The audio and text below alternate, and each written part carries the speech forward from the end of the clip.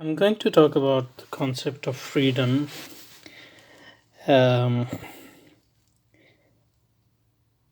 my aim is to develop, in this video, to develop a rough mental map or a rough conceptual map, a mental map or conceptual map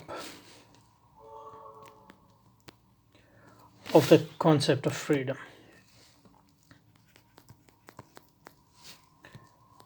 or conceptual map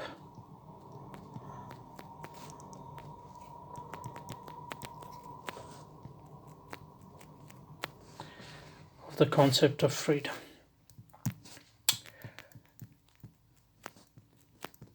And the aim is to then, over the coming days and months and years, hopefully develop this into something more substantial. And the reason for focusing on freedom is that freedom is central to the concept of freedom in its various forms. It's central to our modern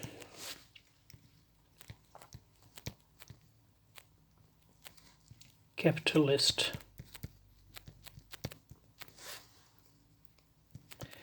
civilization. And the concept of freedom is important to understand how modern societies are justified, what is their inspiration, and even how they are actually governed. So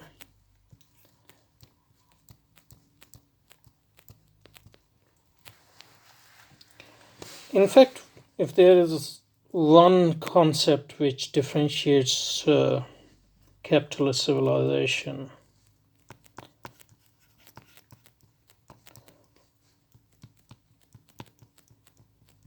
from all other civilization, previous or contemporary, that is the concept of freedom. That is not to say that other civilizations don't use the concept of freedom. So, for example, Luther. I mean, he is more modern than others, but you can't call him, capitalist thinker or anything, even though his ideas at some stage, help to, consolidate capitalist gains. But he talks about Christian freedoms.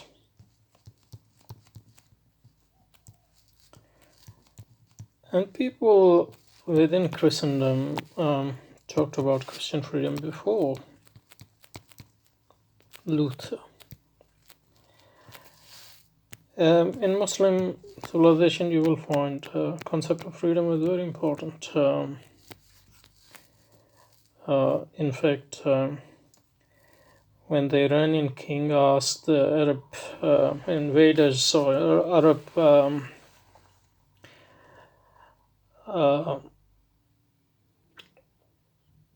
a person from Arab army, Muslim army, which was attacking Iran, because Arab used to live around Iranians and they were used to Bedouin attacks, and they had developed a management, how to manage those. But this time it seems different. And the Bedouin, the Muslim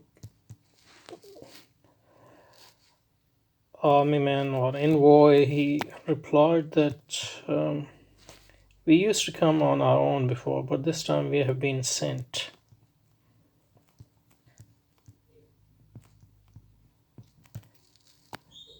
So we are on a mission, and our mission is to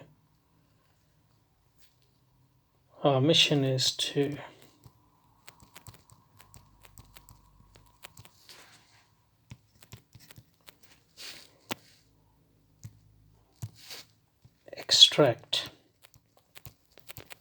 take out gods, creatures who are in chains of bondage to humans like them, and bring them into the vastness of freedom of Islam.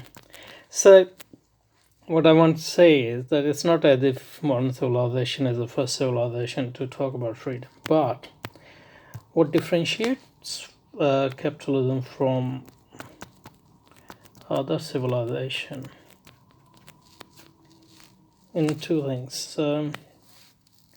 Firstly, freedom, the concept of freedom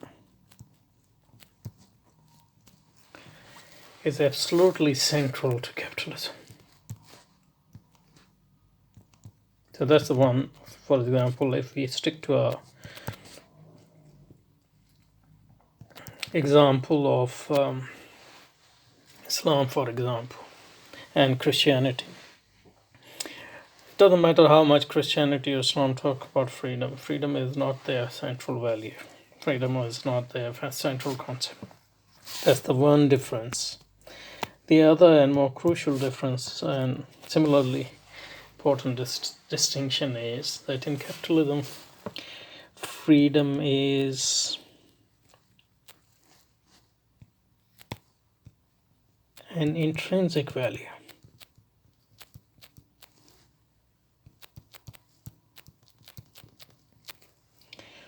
While in other two civilizations we mentioned, the value of freedom is instrument to something higher. And so in capitalism, freedom is an intrinsic value.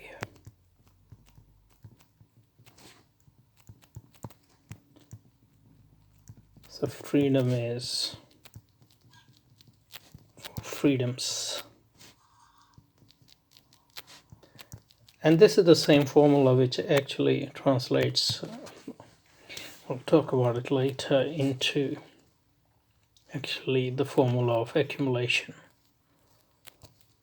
for the sake of accumulation, because the practical form which freedom takes in capitalism is actually capital.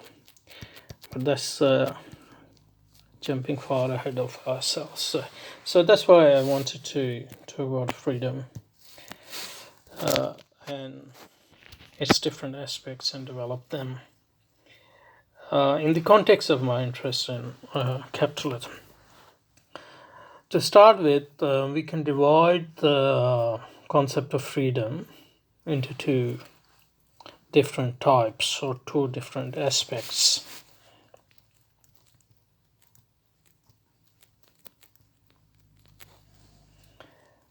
So one we can just roughly call factual freedom, the other one normative.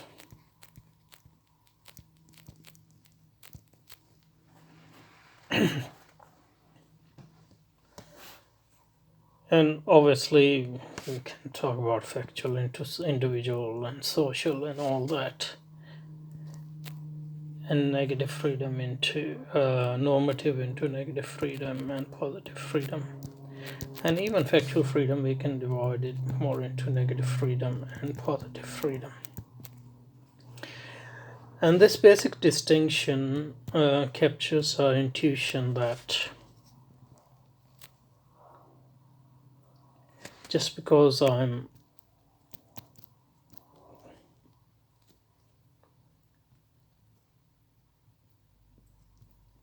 able to do something doesn't necessarily mean that I should do that.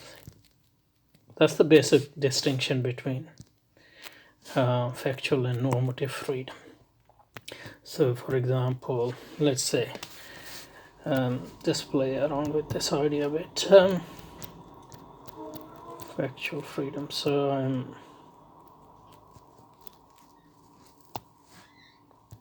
over 16 or whatever, so, and I have, so that's over 16, I have money, and I can basically so factually can go and buy a cigarette, and then I can smoke them too. So that's all factual things, different aspects of factual. But that doesn't mean that I should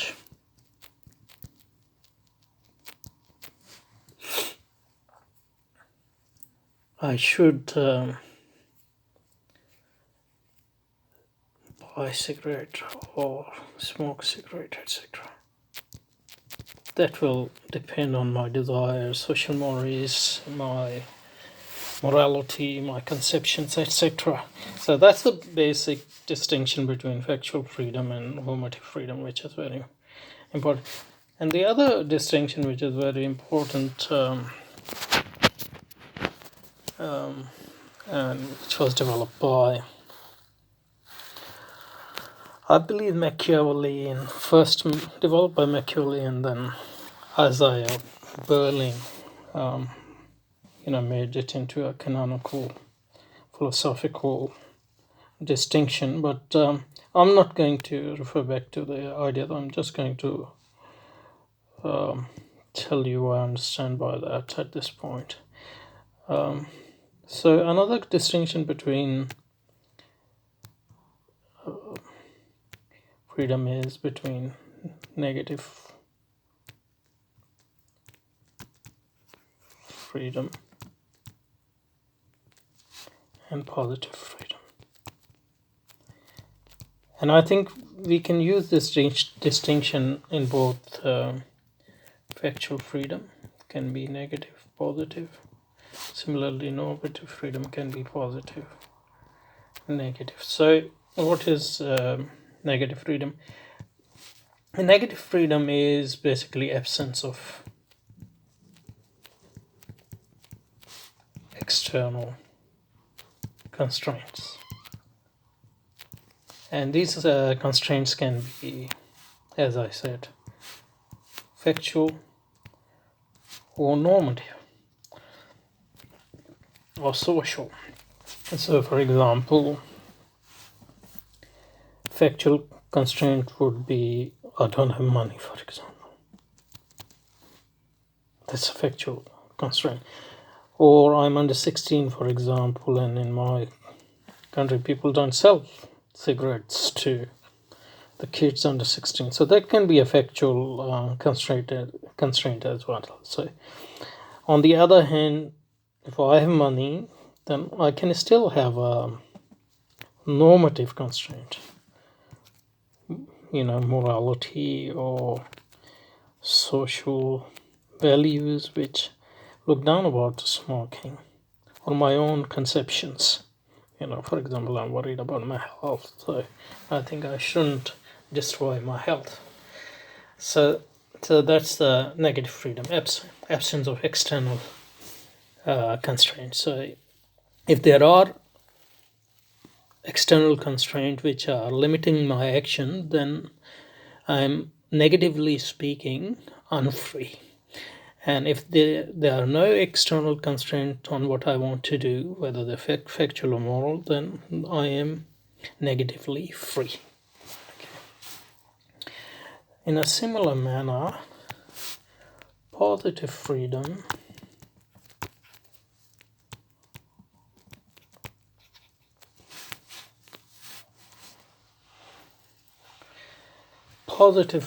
means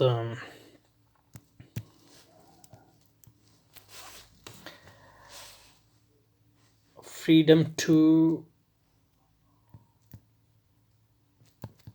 do. So it's not just absent. So now I don't have actually external constraints, so freedom to do whatever I want. And these can be, again, factual as well as normative, for example.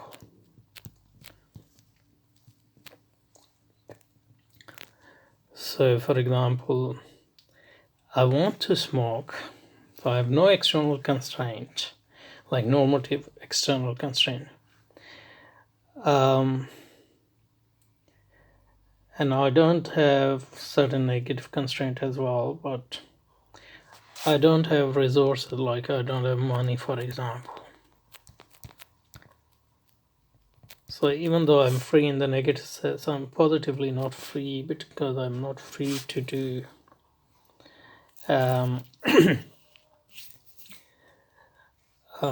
whatever I want to do, because I don't have resources, for example.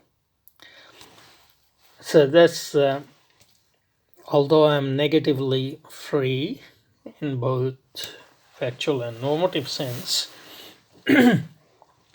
I'm not positively free, at least in factual sense here.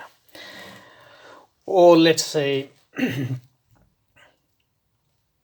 I'm factually negatively free, and I'm also not normatively negatively free, as described before. And I also have money. I also have resources, but I don't have any desire to smoke, because mostly, desire to smoke is not anything natural. So that's mostly dependent on socialization. Yeah. So just because you have resources, you are factually positively free, still doesn't mean that you have desire to do that thing. So that's very important too. And desires depend on a lot of things. Some desires are natural desires, but as we will see, certain other desires are socially and are the product of socialization and all that. Yeah. Okay. Now go back, and let's say I have resources as well. I'm negatively free in both senses, and I have money as well to buy a cigarette, and I also have desire to smoke. But that is still doesn't mean that I'm necessarily going to do that thing, because I might not want to desire, might not want to, so I have desire to smoke as well, but I might not think that it is morally correct or health-wise it is. So I might say that I have resources to buy smoke, and I also have desires, but I still say I ought not to smoke. So I'm free in the sense of factual desire, I'm free in the sense of social desire, but I'm not free, positively free, because of my values, because of my morality, because of my perception.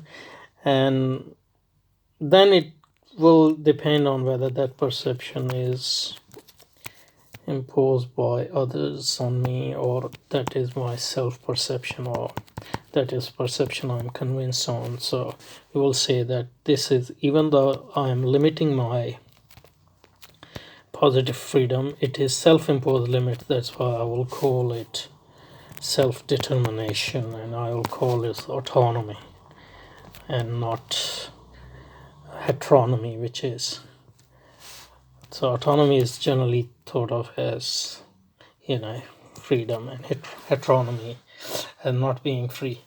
Okay, so As I actually suspected that it went longer than I thought, but I think it was good. I mean, there were certain things which I actually became clear to me while I was trying to explain it. So that is good.